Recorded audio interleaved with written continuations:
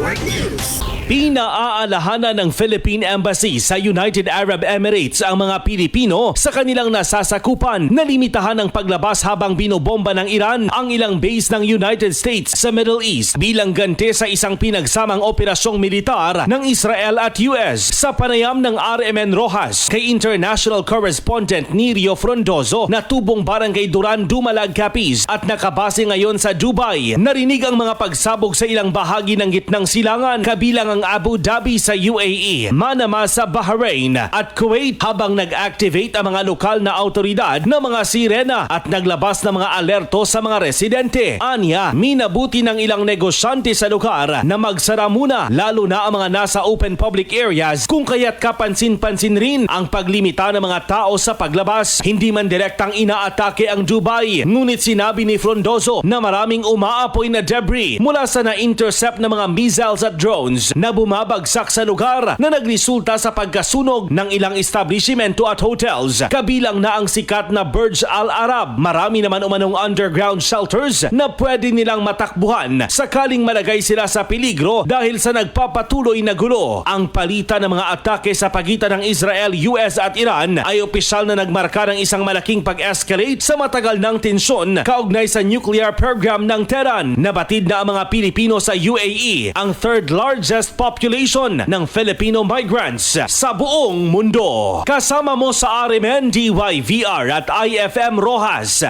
Idol Joshua Kenneth Anas, Tatak RMN! RMN Network News.